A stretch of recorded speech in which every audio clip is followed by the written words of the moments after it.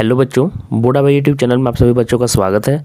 तो देखिए, आज एग्ज़ाम से पहले आप लोग ये इंपॉर्टेंट क्वेश्चंस का सीरीज का लास्ट वीडियो है, आप लोग ध्यान से देख लेना। और काफ़ी ज़्यादा इसमें मैं करवाने जा रहा हूँ, ठीक है। क्लास 12 पॉलिटिकल साइंस का है और सब्जेक्टिव प्लस ऑब्जेक्टिव है। तो पहले मैं कुछ ऑब्जेक्टिव्स आपको बता देता हूँ जो इंपॉर्टेंट है, जो आए हुए हैं, और उसके बाद सब्जेक्टिव। तो ये मैं आपको बता दे रहा हूँ कि VBI है, सभी के क्वेश्चन आप लोग देख लेना, एग्जाम में बहुत ही ज़्यादा हेल्पफुल होगा आपके लिए।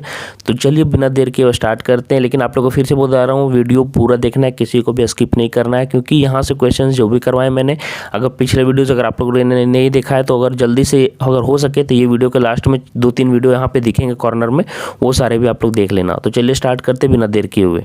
देखिए, सबसे फर्स्ट में आपको क्या पूछा है, किस देश ने नाटो में अमेरिकी नेतृत्व का विरोध किया था, है ना। Which country had opposed American dominance in NATO, है ना। तो फर्स्ट का ऑप्शन देखिए, ब्रिटेन, फ्रांस, इटली और पश्चिमी जर्मनी दिया हुआ है ना। तो फर्स्ट का आंसर क्या होगा बच्चों, फ्रांस होगा, है ना। तो बी ऑप्शन आपका सही होगा, बी ऑप्शन। सेकेंड देखिए, पूछ रहा है कि बोल्शेविक क्रांति कहाँ हुई थी, where was the Bolshevik revolution held, France, England, Russia और जापान। तो कौन सा होगा बच्चों, तो इसका ऑप्शन रूस सही होगा बच्चों, रसिया में हुआ था, है ना। सी ऑप्शन इसका सही होगा। अगला देखिए बच्चों, थर्ड नंबर में क्या पूछ रहा है आपको कि सोवियत संघ के अंतिम राष्ट्रपति कौन थे, who was the last president of Soviet union, है ना। ऑप्शन देखिए क्या दिया हुआ है, ब्रेजनेव, मिसवाइन बोरगोरोविच, गोरबाचेव, है ना। फिर बोरिस येल्त्सिन, शुरूश्वेचेव, है ना। तो इसका ऑप्शन बी सही होगा बच्चों, है ना। और 3 का बी ऑप्शन सही होगा, मिसवाइल गोरबाचेव। अगले देखिए बच्चों, क्या पूछा है, खुले द्वार की नीति को किसने अपनाया, who adopted the open door policy, है ना। यूरोपियन यूनियन, जो यूरोपियन संघ, है ना, जिसका। फिर अमेरिका, जापान और चाइना, चीन, है ना। तो ये चारों ऑप्शन में कौन सा सही होगा बच्चों, तो 4 का आपका क्या सही होने वाला है, चीन आपका आंसर सही होगा, 4 का डी। 5 में देखिए बच्चों, पूछ रहा है कौन आसियाना का सदस्य नहीं है ना। Who by the following is not ASEAN का, sorry, member of ASEAN countries कौन कौन है, वो भी आपको याद रख लेने बच्चों, इंपॉर्टेंट है। स्टार मार्क में कर दे रहा हूँ, सारे आसियान कंट्रीज को आप अपने नोटबुक में सर्च करके गूगल करके लिखिएगा। इसमें से सदस्य कौन नहीं है, 5th में आपका आंसर क्या होगा बच्चों, थोड़ा बताइए। ऑप्शन दिया हुआ है सिंगापुर, श्रीलंका, फिलीपींस और इंडोनेशिया। आपका आंसर सही होगा श्रीलंका, बी ऑप्शन इसका सही होगा बच्चों, 5 का बी। एशिया का वह कौन सा देश है जो अकेले G8 का सदस्य नहीं है। अब आपका क्या काम है, G8 कंट्रीज कौन कौन है, 8-10 का आपको नाम कंट्री का आपको अपने कॉपी में लिखना है। और अगर आप कमेंट कर पाएंगे तो कमेंट कर दीजिएगा, तो बाकी बच्चों के लिए बहुत अच्छा रहेगा, आप कमेंट कर दीजिए G8 कंट्रीज और एशियन कंट्रीज, है ना। तो इसमें से कौन सा देश है जो G8 का सदस्य है, इसमें से कोई कौन है, पाकिस्तान, जापान, चाइना और इंडिया। तो 6 का आंसर कौन सा सही होगा बच्चों, जापान, सिर्फ जापान है G8 कंट्री का सदस्य मेंबर, है ना। तो 6 का सी हो गया। 7 में देखिए, संयुक्त राष्ट्र संघ जो है, यूनाइटेड नेशन ऑर्गेनाइजेशन का एस्टेब्लिशमेंट ईयर पूछ रहा है यहाँ पे, स्थापना कब हुई। तो 7 का कौन सा ऑप्शन सही होगा बच्चों, 7 का सी ऑप्शन सही होगा, 24 अक्टूबर 1945। भारत से शांति सेना श्रीलंका कब भेजी गई थी बच्चों। अच्छा बच्चों, मैं एक बात बता दूं कि अगर 1-2 ऑप्शन मैं गलत मार देता हूं तो हाइपर क्रिटिकल होने की जरूरत नहीं है कि आपने ये गलत कर दिया, वो गलत कर दिया। ये आपका जो सॉल्यूशन कराया जाता है वो मतलब कि काफ़ी खोज के बनाया जाता है, सर्च करके बनाया जाता है। इसमें एक आध गलतियाँ हो जाती हैं, तो आप इसमें थोड़ा सा इसको मतलब कि अच्छे से लीजिए, ताकि बाकी को हेल्प कीजिए। आप कमेंट में जाके ये बताइए कि इसका ऑप्शन ये सही होता सर, तो ये ज़्यादा अच्छा आपके लिए रहेगा, है ना। ज़्यादा हाइपर क्रिटिकल होने से क्या होगा कि बाकियों की मदद नहीं आएगी और कमेंट्स में गलत चीज़ें फिर आने लगती है, जो अच्छी नहीं है। आपके पढ़ाई के जो माहौल बनना चाहिए, इन्वायरमेंट, उसके लिए ख़राब है। तो आप सिर्फ कमेंट कीजिए, मैं रिप्लाई दूंगा। अगर वो हमको फिर से मैं आपको रीचेक करूंगा, अगर अच्छा लगेगा तो मैं उसको पिन भी कर दूंगा आपका कमेंट, है ना। तो सबसे ऊपर दिखने लगेगा, बाकियों का भी हेल्प हो जाएगा। भारत से शांति सेना श्रीलंका कब भेजी गई थी, when the peace forces was sent to Sri Lanka from India, है ना बच्चों। तो 1990, 1985, 1989, 1987 आपके ऑप्शन थे बच्चों। तो 8वां का कौन सा ऑप्शन सही होगा बच्चों, 1987, डी ऑप्शन सही होगा। 9 में देखिए बच्चों, 9 में आपको क्या पूछ रहा है, 9 में आपको पूछ रहा है कि शेख मुजीबुर रहमान किस देश के प्रधानमंत्री थे, है ना। किस देश के प्राइम मिनिस्टर थे, विच कंट्री के। अफगानिस्तान, बांग्लादेश, पाकिस्तान और भारत, है ना। तो 9 का ऑप्शन कौन सा सही होगा बच्चों, बी ऑप्शन सही होगा, बांग्लादेश के, बांग्लादेश। और 10 में देखिए बच्चों सार्क कंट्रीज कौन कौन है ये भी आप याद रख पाएंगे तो रख लीजिएगा। सार्क का प्रथम शिखर सम्मेलन कहाँ हुआ था, हुआ है where was the first SAARC summits held, है ना। और ऑप्शन दिया हुआ है नई दिल्ली, ढाका, इस्लामाबाद और कोलंबो। तो देश का 10वां का कौन सा ऑप्शन सही होगा बच्चों, ढाका में हुआ था, है ना। तो आपका बी ऑप्शन सही हो जाएगा 10 का। 11 में देखिए बच्चों पूछ रहा है एमनेस्टी इंटरनेशनल का संबंध किससे, है ना। Amnesty International is related to आर्थिक विकास, इकोनॉमिक डेवलपमेंट, टेररिज्म, आतंकवाद, मानवाधिकार, ह्यूमन राइट्स और लोगों का स्वास्थ्य, पब्लिक हेल्थ, है ना। तो 11 का कौन सा ऑप्शन सही हो जाएगा बच्चों, मानवाधिकार, ह्यूमन राइट्स, है ना। तो ये पॉलिटिकल साइंस का पेपर है और राजनीति शास्त्र का बहुत इंपॉर्टेंट पेपर है, बहुत आसान पेपर रहता है, इसको अच्छे से कर लीजिएगा। सुरक्षा परिषद में कितने अस्थायी सदस्य हैं, है ना। How many temporary members are there in the securities council. तो 12 का कौन सा ऑप्शन सही होगा बच्चों, 12वां का आपका ऑप्शन सी सही होगा, 10। ये अस्थायी सदस्य होते हैं 10। भारत का संविधान कब स्वीकृत कर लिया गया था, है ना। When was the constitution of India adopted, कब तैयार कर लिया गया था बच्चों, उसका भी डेट आपको याद रखना है और कब स्वीकृति दी गई थी उसका भी डेट के साथ याद रखिएगा, है ना, वो आपका काम है। तो देखिए बच्चों 13 का क्या ऑप्शन सही होगा बच्चों, 1949, है ना। फिर 1950 में इसे क्या किया गया था, लागू कर दिया गया था 2 महीने बाद। तो आपको खोज के आपको यही सब चीज़ें देख ले, है ना। क्या होगा 13 का सी।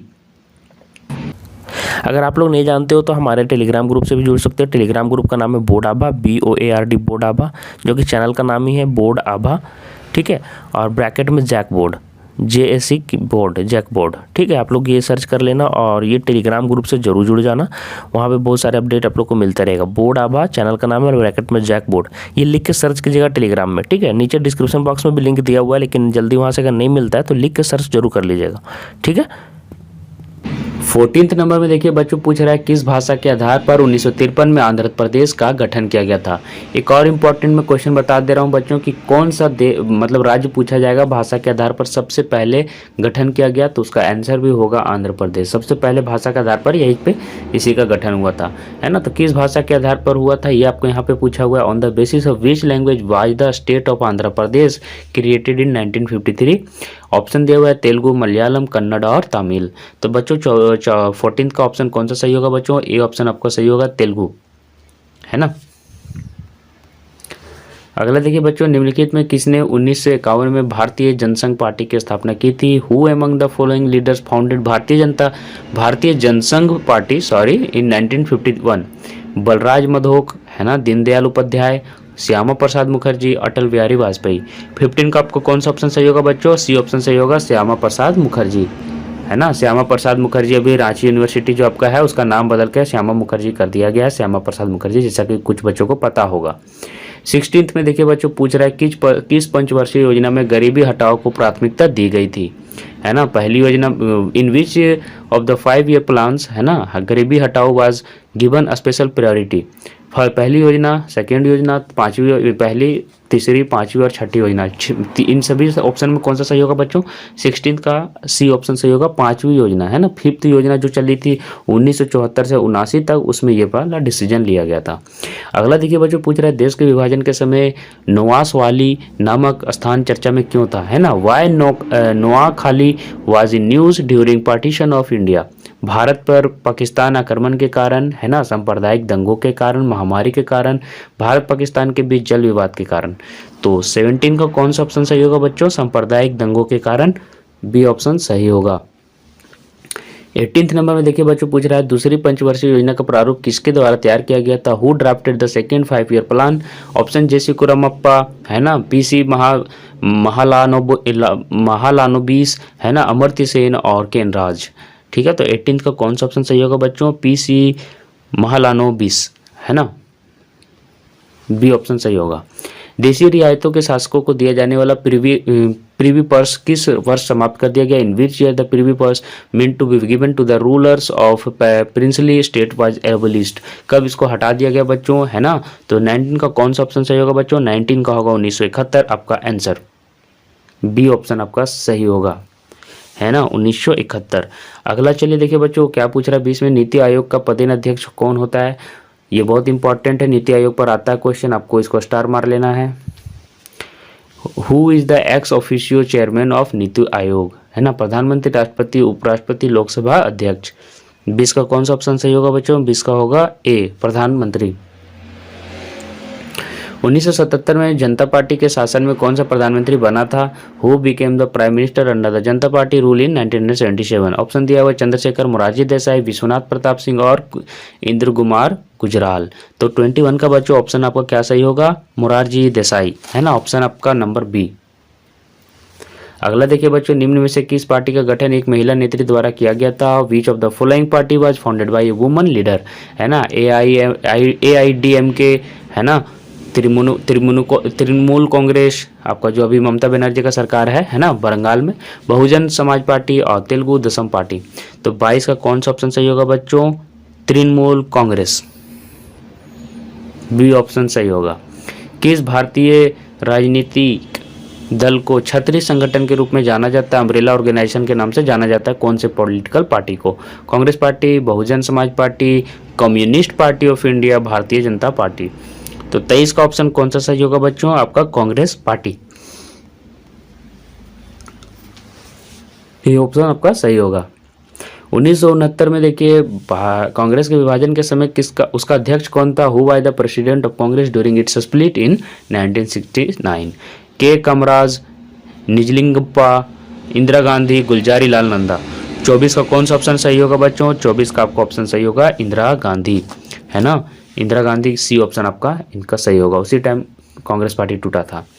किस संविधान संशोधन को लघु संविधान की संज्ञा दी गई है? Which constitution amendment is known as mini constitution? 25 का कौन सा ऑप्शन सही होगा बच्चों? 42वां संशोधन, डी ऑप्शन आपका सही होगा। जय जवान जय किसान जय विज्ञान का नारा किसने दिया बच्चों? सिर्फ जय जवान और जय किसान रहेगा तो उसका आंसर होगा लाल बहादुर शास्त्री, याद रखिएगा, है ना, लाल बहादुर शास्त्री। अगर इतना ही रहेगा तो, लेकिन अगर तीनों आपका जुड़ जाएगा तो कौन हो जाएगा? अटल बिहारी वाजपेयी, डी ऑप्शन आपका सही होगा बच्चों 26 का, है ना।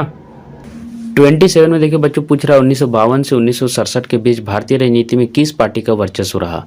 है ना, which political party in India had dominance in Indian politics from 1952 to 1967? Congress, BJP, Janata Party, Janata दल।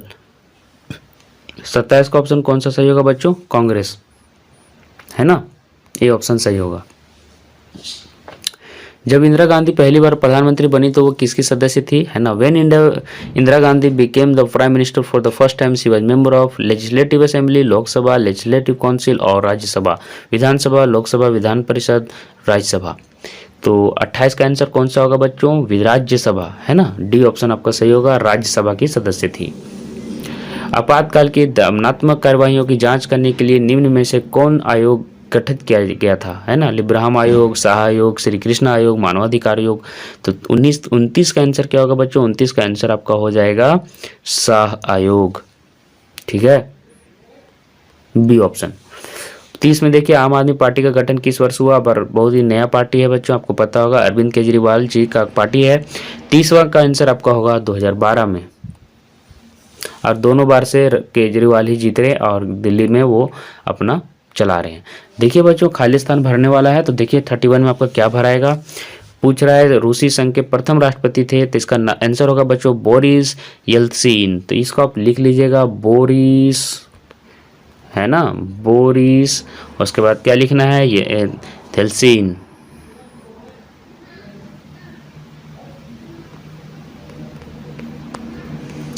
उसका अगला देखिए बच्चों पूछ रहा है कि आपका यहाँ पे आंसर भी है बोरिस येल्त्सिन, देखिए दिया हुआ है।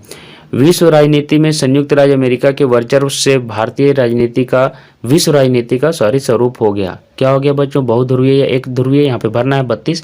ये बहुत ही आसान है बच्चों, एक तरह से 2 ही ऑप्शन अब बच गया पहले से, और भी आसान ज़्यादा हो गया है ना। पहले 4 ऑप्शन थे देखिए ऊपर, अब 2 ऑप्शन वाला रह गया, तो और भी आसान हो गया ये।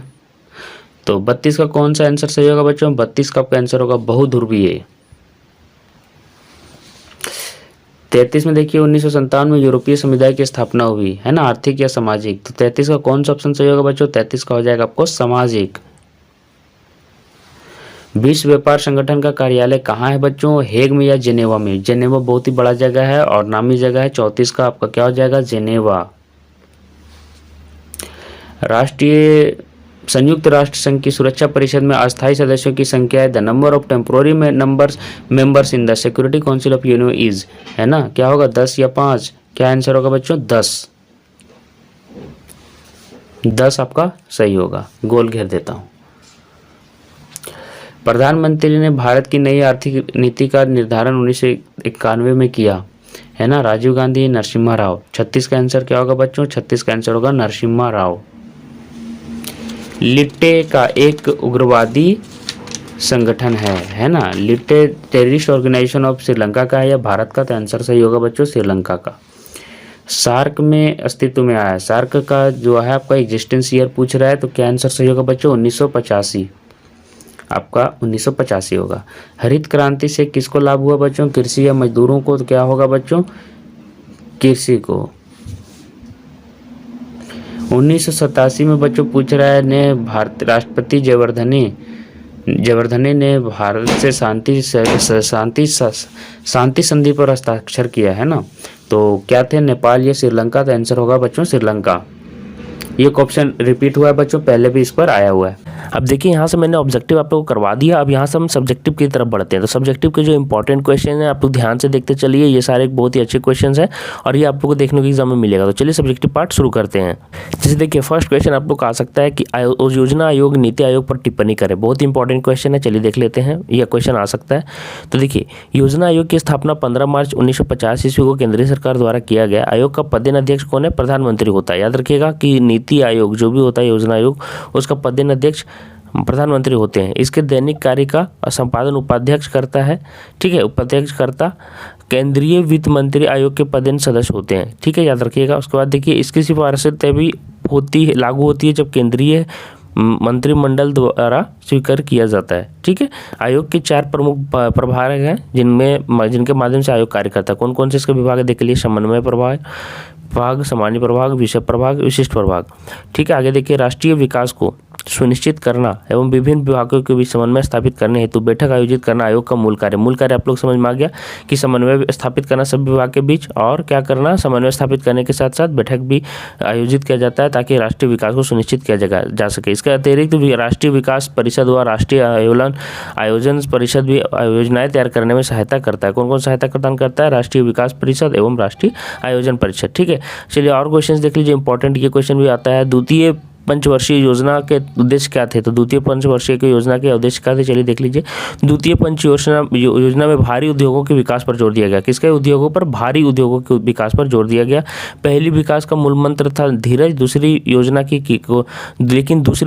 कोशिश, ठीक है, याद रखिएगा पहली योजना का मूल मंत्र था धीरज, लेकिन दूसरी योजना की कोशिश तेज गति से संरचनात्मक बदलाव करने की थी। इसके लिए हर संभव दिशा में बदलाव लाने की बात तय की गई थी। सरकार ने देसी उद्योगों को संरक्षण देने के लिए आयात पर भारी शुल्क लगाया। ये याद रखिएगा कि सरकार ने देसी उद्योगों को संरक्षण के लिए आयात पर भारी शुल्क लगाया, ठीक है।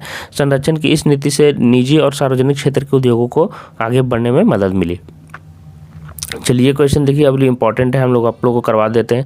1956 के राज्य पुनर्गठन अधिनियम पर संक्षिप्त नोट लिखिए, बहुत इंपॉर्टेंट क्वेश्चन था, कैसे कैसे जुटे सारे, चलिए यहाँ पे देख लेते हैं। राज्य पुनर्गठन आयोग के प्रतिवेदन के आधार पर भारतीय संसद ने 31 अगस्त 1956, ठीक है, को राज्य पुनर्गठन अधिनियम पारित किया। इसे 1 नवंबर 1956 से लागू किया गया। इस अधिनियम संघ की इकाइयों की संख्या 28 से घटाकर 20 कर दिया। इसके द्वारा भारतीय क्षेत्र 2 प्रकार की इकाइयों विभाजित किया गया, एक राज्य तथा दूसरा केंद्र शासित क्षेत्र, ठीक है। अधिनियम के द्वारा राज्यों एवं संघीय क्षेत्र को 5 मंडलों में विभाजित किया गया, जिसके लिए अलग अलग मंडलीय परिषद की स्थापना की गई। ध्यान से देखते चलिए, इस अधिनियम के द्वारा राज्यों की विधान परिषद की संख्या निर्धारित की गई। इस अधिनियम के द्वारा उच्च न्यायालयों के क्षेत्राधिकार एवं राज्यों के प्रशासनिक क्षेत्राधिकार में भी परिवर्तन किया गया, ठीक है। तो ये आप लोग को क्वेश्चन हो गया, बहुत इंपॉर्टेंट था कि राज्यों के पुनर्गठन अधिनियम पर आप लोग नोट लिखना आ सकता है। ये अधिनियम जो था उसके बारे में मैंने आप लोगों को बता दिया। अब देखिए नेक्स्ट क्वेश्चन, 1956 के बाद नए राज्यों के निर्माण का उल्लेख करें। तो चलिए देख लेते हैं 1956 के बाद कौन कौन बने। तो 1956 के बाद भारत में क्षेत्रीयता, भाषा, नस्ल एवं संस्कृति के आधार पर बहुत से नए राज्यों का निर्माण हुआ। जैसे 1960 के बाद बम्बई से कटकर गुजरात एवं असम से कटकर नागालैंड, मिजोरम, अरुणाचल प्रदेश, मेघालय, ठीक है, मणिपुर, त्रिपुरा राज्यों का निर्माण हुआ। बाद में चलकर सन 2000 में झारखंड, उत्तराखंड एवं छत्तीसगढ़ राज्य बने, ठीक है। ये क्वेश्चंस आते हैं इसलिए मैं करवा दे रहा हूँ आप लोग को। देखिए नेक्स्ट क्वेश्चन, देखिए कौन सा क्वेश्चन आ सकता है, ये देखिए मौलिक अधिकार का वर्णन करने आ सकता है। तो मौलिक अधिकार का देखिए वर्णन कर दे रहे हैं। भारतीय संविधान द्वारा भारतीय नागरिकों को है ना विभिन्न प्रकार के मौलिक प्रदान दिए गए, जैसे समानता का अधिकार, शोषण के विरुद्ध अधिकार, स्वतंत्रता का अधिकार। ठीक है, आगे देखिए सांस्कृतिक एवं शिक्षा संबंधी अधिकार, संवैधानिक उपचारों का अधिकार। ये सभी आप याद रखिएगा, जितना भी मैं यहाँ पे बता रहा हूँ ना, मौलिक अधिकार, स्वतंत्र, धार्मिक स्वतंत्रता का अधिकार, ये बहुत इंपॉर्टेंट क्वेश्चन है मौलिक अधिकार वाला, तो आप लोग याद कर लीजिएगा। ठीक है, कि कौन कौन से अधिकार है मैंने बता दिया। राज्यों की स्वायत्तता से आप क्या समझते हैं, है ना। देखिए राज्यों की स्वायत्तता का अर्थ है राज्यों को अपने क्षेत्र में पूर्ण विकासात्मक कार्यों को अपनी योजनाओं और विचारों के अनुसार स्वतंत्र एवं निर्बाध रूप से काम करें। ठीक है, याद रखिएगा अपने खुद से काम कर सकते हैं, वो किसी की दखल अंदाजी नहीं जरूरी है। दरअसल राज्य केंद्र से विधायी, प्रशासकीय, वित्तीय और न्यायिक मामलों में स्वायत्तता चाहते हैं। वही चीज़ मैंने बताया, केंद्र और राज्य संबंधों को सुचारू रूप से चलाने के लिए आवश्यक सहयोग एवं सहमति का आधार हमारे संविधान में विद्यमान है, लेकिन पिछले कुछ दशकों में केंद्र एवं राज्यों की शक्तियों को लेकर दोनों में टकराव की स्थिति उत्पन्न हो गई है। इसी को लेकर राज्यों की ओर से सहायता की मांग उठती रही है। ठीक है भैया, एक देखिए दूसरा क्वेश्चन ये आ सकता है कि एक ध्रुवीय व्यवस्था से क्या स्पष्ट है। तो ये क्वेश्चन देखिए आएगा तो क्या करना है कि शीत युद्ध के समय जो 1945 से 91 में दो अलग अलग गुटों में शामिल देशों के बीच शक्ति का बंटवारा था। शीत युद्ध के समय संयुक्त राष्ट्र अमेरिका और सोवियत संघ इन दो अलग अलग शक्ति केंद्रों के अगुआ थे। याद रखिएगा, सोवियत संघ के पतन के बाद दुनिया में एकमात्र महाशक्ति कौन रह गया, अमेरिका बचा। जब अंतर्राष्ट्रीय व्यवस्था किसी एक महाशक्ति कहें कि एक उद्धत महाशक्ति के दबदबे में हो तो इसे एक ध्रुवीयता कहते हैं, क्योंकि एक सिर्फ बॉस रह गया है ना। भौतिकी के शब्द ध्रुव का यह एक तरह से भ्रामक प्रयोग है। अंतर्राष्ट्रीय व्यवस्था में ताकत का एक ही केंद्र हो, उसे वर्चस्व को शब्द का इस्तेमाल करना ज़्यादा उचित होगा। ऐसे ये लाइन भी नहीं लिखेगा चलेगा, लेकिन ये वाला एक दबदबा जो हो गया है, मतलब कि विश्व केंद्र के बाद क्या बोलते हैं, प्रथम शीत युद्ध के बाद जो ये जैसे शीत युद्ध के बाद जो बंटवारा हुआ ना, उसके बाद का होगा तो ज़्यादा सही रहेगा। लास्ट वाला लाइन नहीं लिखेगा तो चलेगा। प्रतिवर्ष 10 दिसंबर को संपूर्ण विश्व में मानव अधिकार दिवस के रूप में क्यों मनाया जाता है, ये भी पूछ सकता है। तो 10 दिसंबर को संपूर्ण विश्व में मानव अधिकार दिवस के रूप में इसलिए मनाया जाता है क्योंकि इतना तारीख को है ना 10 दिसंबर 1948 को मानव अधिकारों का एक घोषणा पत्र स्वीकार किया गया था। आगे देखिए, इस घोषणा पत्र के द्वारा संयुक्त राष्ट्र के सदस्य देशों के सरकारों से यह अपेक्षा की जाती है कि वे अपने नागरिकों का आदर करेंगे। मानव अधिकार, ठीक है, आगे देखिए मानव अधिकार है जो कि सभी मनुष्यों को मानव होने के नाते, यहाँ पे ये वाला अधिकार कटेगा, मानव अधिकार जो कि सभी मनुष्यों को मानव होने के नाते मिलने ही चाहिए। ठीक है, याद रखिएगा। संयुक्त राष्ट्र की आर्थिक सामाजिक परिषद ने 1946 ईस्वी में मानव अधिकारों की समस्या के बारे में एक आयोग की नियुक्ति की थी। आगे देखिए, इस आयोग ने 1948 में अपनी रिपोर्ट संयुक्त राष्ट्र के महासभा को प्रदान की थी, है ना। और संयुक्त राष्ट्र के महासभा ने 10 दिसंबर 1948 को मानव अधिकार को घोषणा पत्र को स्वीकृति दे दी, जिसमें 20 मानवाधिकारों की एक सूचित वर्णन किया गया है। अतः प्रतिवर्ष 10 दिसंबर को संपूर्ण विश्व में मानवाधिकार दिवस मनाकर प्रत्येक देश की सरकार को याद दिलाया जाता है कि वे अपने नागरिकों को उन्नति व विकास के लिए मानवाधिकार प्रदान करें। ठीक है, याद रखिएगा, ये क्वेश्चन इंपॉर्टेंट है। आगे देखिए, सुरक्षा परिषद के क्या कार्य हैं अथवा सुरक्षा परिषद पर संक्षिप्त टिप्पणी करना है। तो ये क्वेश्चन भी अगर आएगा तो देखिए, सुरक्षा परिषद संयुक्त राष्ट्र के कार्यपालिका के समान है। इसके 15 सदस्य होते हैं, इसमें 5 अस्थायी सदस्य। देखिए, अमेरिका, इंग्लैंड, फ्रांस, चीन और रूस, ये याद रखिएगा कौन कौन है। आगे देखिए, पहले सोवियत संघ इसका अस्थायी सदस्य था, परंतु जनवरी 1992 में सोवियत संघ की समाप्ति के बाद यह स्थायी रूसी गणराज्य को दे दिया गया। इसके अन्य 10 सदस्य महासभा के द्वारा 2 वर्ष के लिए चुने जाते हैं। भारत कई बार सुरक्षा परिषद का सदस्य चुना जा चुका है। 1992 ईस्वी में सुरक्षा परिषद की विशेष बैठक हुई, जिसमें इसका स्थायी सदस्यों की संख्या बढ़ाए जाने पर जोर दिया गया। भारत का इसका स्थायी सदस्य बनने का विचार किया जोर पकड़ा, है ना। कुछ लोग अस्थायी सदस्यता के प्रावधान को समाप्त करना चाहते हैं और सभी सदस्यों को समान समझे जाने पर भी जोर देते हैं। अस्थायी सदस्य को किसी भी प्रस्ताव पर वीटो करने का अधिकार है। ठीक है, तो ये क्वेश्चन भी आ सकता था। अब देखिए, सुरक्षा परिषद के आप लोग कार्य देख लीजिए। सुरक्षा परिषद का कार्य निम्नलिखित है। ये विश्व में शांति स्थापित करने के लिए उत्तरदायी है। किसी भी मामले पर जो विश्व शांति के लिए खतरा है उस पर विचार कर सकती है, या किसी भी देश द्वारा भेजी गई किसी भी शिकायत पर विचार करती है और मामले पर झगड़े का निर्णय लेती है। आगे देखिए, सुरक्षा परिषद अपने प्रस्ताव या निर्णयों को लागू करवाने के लिए सैनिक कार्रवाई भी कर सकती है। इराक के विरुद्ध सैनिक कार्रवाई का निर्णय सुरक्षा परिषद ने लिया था। ठीक है, याद रखिएगा। चलिए नेक्स्ट क्वेश्चन के लिए चलते हैं हम लोग। देखिए, तथ्य दीजिए कि पर्यावरण से जुड़े सरोकार 1960 के दशक के बाल राजनीतिक चरित्र ग्रहण कर सके। आगे देखिए, पर्यावरण से जुड़े सरोकार लंबा इतिहास है ना, का लंबा इतिहास है, लेकिन आर्थिक विकास के कार्य कारण पर्यावरण पर होने वाले, ये कारण है, पर्यावरण पर होने वाले असर की चिंता ने 1960 के दशक के बाद से राजनीतिक चरित्र ग्रहण किया। वैश्विक मामले में सरोकार रखने वाले एक विद्वत समूह क्लब और आवरोम ने 1992 में लिमिट्स टू ग्रोथ शीर्षक से एक पुस्तक प्रकाशित की। यह पुस्तक दुनिया की बढ़ती जनसंख्या के आलोक में प्राकृतिक संसाधनों के विनाश के संदेश को बड़ी खूबी से बताती है। अब अगला क्वेश्चन देख लीजिए, विश्व की साझी विरासत का क्या अर्थ है, इसका दोहन प्रदूषण कैसे होता है, ये भी क्वेश्चन आएगा। तो विश्व की साझी विरासत का अर्थ साझी संपदा व संसाधन से है, जिस पर किसी एक का नहीं बल्कि पूरे समुदाय का हक होता है। या साझा चूल्हा, साझा चारागाह, साझा मैदान, साझा कुआं या नदी, कुछ भी हो सकता है। ठीक है, आगे देखिएगा, वो क्वेश्चन में आप लोगों को बता दिया कि इसी तरह से करना है। इसी तरह विश्व के कुछ हिस्से क्षेत्र। नेक्स्ट क्वेश्चन देखिए, पूछ रहा है कि द्वितीय विश्व युद्ध के पश्चात अंतर्राष्ट्रीय क्षेत्र में संयुक्त राज्य अमेरिका, है ना, का स्थिति का वर्णन करना है आपको। चलिए देखते हैं। द्वितीय विश्व युद्ध के पश्चात संयुक्त राज्य अमेरिका विश्व का सबसे शक्तिशाली राष्ट्र था। उस पर समस्त विश्व के नेतृत्व का उत्तरदायित्व था। दूसरा शक्तिशाली देश सोवियत रूस था, जो अंतर्राष्ट्रीय साम्यवादी क्रांति का कार्य करता था। आगे देखिए, पश्चिमी यूरोप के देश शक्तिशून्य हो चुके थे। अफ्रीका और एशिया के देशों में आर्थिक दरिद्रता छाई हुई थी। इन देशों में साम्यवाद के प्रसार को रोकने के लिए अमेरिका ने अपने विदेश नीति को साम्यवाद के प्रसार की देख पर आधारित बनाया। चलिए नेक्स्ट क्वेश्चन देखिए, ये क्वेश्चन इंपॉर्टेंट है, आप लोग सुने भी होंगे। ऑपरेशन विजय का वर्णन कीजिए, उसका महत्व बताइए।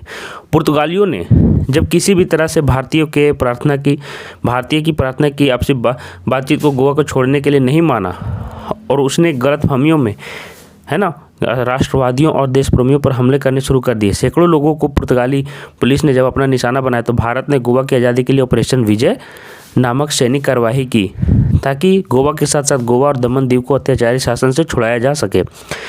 ऑपरेशन विजय नामक कार्यवाही 17-18 दिसंबर 1961 को शुरू की गई। इस कार्यवाही के कमांडर जनरल जे.एन. चौधरी थे। दोपहर के 2:25 पर 19 दिसंबर 1961 को ऑपरेशन विजय नामक कार्यवाही समाप्त हो गई। यह कार्यवाही भारतीय स्वतंत्रता को पूर्ण करने वाली कार्यवाही थी। गोवा, दमन दीव, हवेली आदि में भारत का तिरंगा फहराया गया। निसंदेह गोवा की स्वतंत्रता ने भारतीयों का स्वाभिमान बढ़ाया और उसे सुशोभित किया। वे भारत के अंग बन गए। भारत की भूमि से विदेशियों की अनाधिकृत उपस्थिति और वर्चस्व पूर्णतया समाप्त हो गया। ठीक है, तो ये क्वेश्चन इंपॉर्टेंट था। ठीक है, ये मैंने आपको बता दिया, समाप्त हो गया। चलिए नेक्स्ट क्वेश्चन देखिए, शांति स्थापना कार्यवाही से आप क्या समझते हैं, इसमें भारत की भूमिका का वर्णन करना है, आप लोग को ये आ सकता है। विश्व शांति की स्थापना में संयुक्त राष्ट्र ने महत्वपूर्ण कार्य किया है। 1950-60 के दशक में विश्व के विभिन्न भागों में विवाद उत्पन्न हुए। भारत ने संयुक्त राष्ट्र के अंतर्गत तथा अंतर्राष्ट्रीय तथा संयुक्त राष्ट्र के अधीन विश्व शांति की स्थापना के लिए अहम भूमिका निभाई।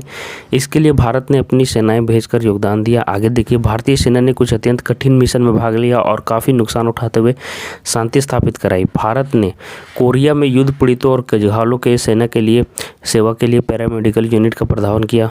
कोरिया में 1953 में युद्ध विराम के समय बाद भारत में तटस्थ राष्ट्र आयोग, है ना, देखिए, को चेयरमैन नियुक्त किया गया। भारत के ने मध्य एशिया में शांति स्थापना में मदद की। यूनाइटेड नेशंस इमरजेंसी फोर्स अर्थात संयुक्त राष्ट्र आपात सेना 1956 में भारत ने इन्फेंट्री बटालियन उपलब्ध करवाई, बटालियन। ठीक है, उसका यह कार्यक्रम 11 वर्ष तक इतना तक चला था, है ना, 1956 से 57 तक। भारत 1954 में अंतर्राष्ट्रीय नियंत्रण आयोग का, देखिए कितना सारा चीज़ में पार्टिसिपेट किया है, आयोग का, ये लंबा क्वेश्चन में आएगा इसलिए मैं करवा देना, चेयरमैन रहा, जिससे वियतनाम और लाओस, कंबोडिया और युद्ध में जो युद्ध था विराम लागू कराया गया। 1970 तक भारत ने अपने इन्फेंट्री बटालियन को भेजा। 1960 में कांगो में भी भारतीय सेना की मानवतापूर्ण कार्यों और अनुशासन की बड़ी प्रशंसा हुई थी। यमन में 1960 में साइप्रस में संयुक्त राष्ट्र ऑपरेशन के तहत तथा इराक सीमा के विवाद के तहत भारत ने सहायता दी। फार्स कमांडर तथा ऑब्जर्वर भेजे गए। संयुक्त राष्ट्र नामीबिया ऑपरेशन में भी फोर्स कमांडर ऑफिस भारतीय अफसर ही था। माजिम्बिक में विदेशी सेना को वापस भेजना तथा निर्वाचन में संयुक्त राष्ट्र द्वारा की गई कार्रवाई में भी भारत ने अपने अफसर तथा इंजीनियरों को भेजा। विश्व के अधिकांश भागों में भारत ने इस प्रकार शांति के प्रयास के कदम उठाए। अफ्रीकी एशियाई एकता एवं संयुक्त राष्ट्र में शांति स्थापना के प्रयासों में भारत अपनी जोरदार आवाज़ उठाता रहा। ये सारे क्वेश्चंस ना आप लोग अपने नोट्स से भी कर सकते हो, ठीक है, यहाँ पे क्वेश्चन देख के, लेकिन कर जरूर लेना। आगे देखिए, भारत अमेरिकी संबंध कैसे उत्पन्न हुए, ये बताना है कैसे उत्पन्न हुआ। देखिए, भारत अमेरिका के संबंध पुराने हैं। स्वतंत्रता स्वतंत्रता प्राप्ति से पूर्व राष्ट्रीय आंदोलन के समय से ही अमेरिका भारत के प्रति सहानुभूति रखता था और इसने भारत के राष्ट्रीय आंदोलन का सहारा दिया था। इस हेतु द्वितीय विश्व युद्ध के काल में अमेरिका ने ब्रिटेन पर दबाव बनाया कि भारत को भी आत्मनिर्णय का अधिकार मिलना चाहिए। भारत के लोगों के प्रति अमेरिका की सहानुभूति सोवियत प्रभाव को रोकने के उद्देश्य से भी थी। ठीक है, याद रखिएगा, ताकि यहाँ का सोवियत का प्रभाव ना पड़ जाए। चलिए नेक्स्ट क्वेश्चन देखिए, पंचायती राज व्यवस्था में त्रिस्तरीय प्रणाली से आपका क्या अभिप्राय है? त्रिस्तरीय प्रणाली का कार्य है ग्राम स्तर पर ग्राम पंचायत होगी, इसके दायरे में एक अथवा एक से ज़्यादा गांव होगी, इसके बाद समिति अथवा प्रखंड स्तर पर पंचायत समिति होगी, तत्पश्चात जिला स्तर पर जिला परिषद होगा। ठीक है, जिसके अधीन जिले का पूरा ग्रामीण क्षेत्र आएगा, याद रखिएगा। उसके बाद देखिए, परंतु जिन राज्यों की जनसंख्या 20 लाख नहीं होगी उन राज्यों की समिति स्तर पर पंचायतों के गठन न करने का विशेषाधिकार प्राप्त है। चलिए नेक्स्ट क्वेश्चन देखिए, संविधान क्या है? संविधान, तो संविधान ऐसे नियमों तथा सिद्धांतों का समूह है जिसके अनुसार शासन के विभिन्न अंगों का गठन किया जाता है, जिनको शक्तियाँ प्रदान की जाती है, जिनके आपसी संबंधों को नियमित किया जाता है तथा नागरिकों और राज्य के बीच संबंध स्थापित किए जाते हैं। इन नियमों के समूह को ही संविधान कहा जाता है। आगे देखिए, भारतीय संविधान के 2 संघीय तत्व लिखना है। तो देखिए, भारतीय संविधान के 2 संघीय तत्व निम्नलिखित है। यह लिखित संविधान है। संविधान में केंद्र और राज्यों के बीच क्या शक्ति विभाजन किया गया है? संघ सूची, राज्य सूची और समवर्ती सूची, ये 3 सूची हमारे हैं, याद रखिएगा, ये 3 सूची पूछता भी है। चलिए नेक्स्ट क्वेश्चन देखिए, भारत में विभिन्नता में एकता है, ये आपको समझाना है। तो भारत में अनेक जाति संस्कृति, ये बहुत इंपॉर्टेंट क्वेश्चन है। ठीक है, भौगोलिकताओं के लोग रहते हैं। भारत में अनेक पर्व वेशभूषा त्यौहार पाए जाते हैं, फिर भी सभी लोग भारतीयता के तार से जुड़े हुए हैं। सभी एक दूसरे के पर्व त्यौहार में शामिल होते हैं। भारत के बारे में यह सही कहा जाता है कि भारत में विभिन्नता में एकता है। भारत के बारे में ऐसा भी कहा जाता है कि भारत एक देश नहीं बल्कि एक महाद्वीप है। भारत में थोड़ी थोड़ी दूर पर भाषा, बोली, भौगोलिकता बदल जाती है, फिर भी सभी का साझा इतिहास है, साझे सुख दुख हैं, साझे भविष्य के अखंड चाहे हैं। सभी ने मिलकर एक राष्ट्रीय स्वतंत्रता की लड़ाई लड़ी। स्वतंत्रता प्राप्त करने के बाद सभी सामूहिक मोटारी के साथ राष्ट्र के निर्माण व राज्य के विकास में लगे हुए हैं, चाहे वे हिंदू हो, मुसलमान हो, सिख हो या ईसाई हो। ठीक है, याद रखिएगा, सभी पहले भारतीय हैं, बाद में कुछ और हैं। हर संकट की घड़ी में सभी भारतीयों ने इस तथ्य को सिद्ध भी किया है। भारत के लोगों ने अपने पिछले आज़ादी के पिछले ना तो 60 वर्ष यह सिद्ध कर दिया है कि भारत में अनेकता में एकता है। तो ये क्वेश्चन आता है, इसलिए मैं करवा दे रहा हूँ आप लोग को। ठीक है, आगे देखिए, अविश्वास प्रस्ताव पर टिप्पणी करना था, आप लोग लिखिए। भारत में संसदीय सरकार की स्थापना की गई और संसदीय सरकार में कार्यपालिका था प्रधानमंत्री व मंत्रिपरिषद अपने समस्त कार्यों के लिए संसद, विशेष तौर से लोकसभा के प्रति उत्तरदायी होते हैं। संसद मंत्रियों से उनके विभागों के कार्यों के संबंध में उनसे प्रश्न पूछकर उनके विरुद्ध काम रोको प्रस्ताव तथा निंदा प्रस्ताव पास कर सकती है। इसके अतिरिक्त लोकसभा यदि मंत्रिपरिषद के विरुद्ध अविश्वास प्रस्ताव पास कर दे तो सारी मंत्रिपरिषद को त्यागपत्र देना पड़ जाता है, याद रखिए। इस प्रकार अविश्वास प्रस्ताव लोकसभा मंत्रिपरिषद पर नियंत्रण रखती है। याद रखिएगा, ये वाला क्वेश्चन इंपॉर्टेंट था, ये आ सकता है। ठीक है, ये कैसे आता है देख लीजिए। ठीक है, संसद मंत्रियों से उनके विभागों के कार्यों के संबंध में उनसे प्रश्न पूछकर उनके विरुद्ध काम रोको प्रस्ताव अथवा निंदा प्रस्ताव पास कर सकती है। याद रखिएगा, संसद मंत्री सभी समझे, और उनके विभाग के कार्यों के संबंध में याद रखिएगा। इनके अतिरिक्त लोकसभा यदि मंत्रिपरिषद के विरुद्ध अविश्वास प्रस्ताव पारित कर दे तो सारी मंत्रिपरिषद को त्यागपत्र देना पड़ सकता है। तो ये क्वेश्चन बहुत इंपॉर्टेंट था। ठीक है, तो इस तरह से देखिए, मैंने आप लोगों को बहुत सारे सब्जेक्टिव ऑब्जेक्टिव क्वेश्चंस करवा दिए हैं। यहाँ से एग्जाम में बहुत आप लोग का हेल्प होने वाला है, याद रखिएगा। ठीक है, तो आप लोग पूरा कर लीजिएगा। ठीक है, ये मैं फिर से बोल दे रहा हूँ, पूरा कर लीजिए और बाकी के वीडियो अगर नहीं देखे तो कर लेना, और ये एग्जाम में चले जाना देने के लिए आप लोग को मैंने बहुत सारा क्लास करवा दिया और बहुत सारे आपको क्वेश्चंस करवा दिए। बेस्ट ऑफ लक, आपका एग्जाम अच्छा जाएगा। आप लोग को बेस्ट विश कर रहा हूँ मैं। ठीक है, आप लोग टेंशन ना लें, एग्जाम बढ़िया से देने चले जाएँ। धन्यवाद।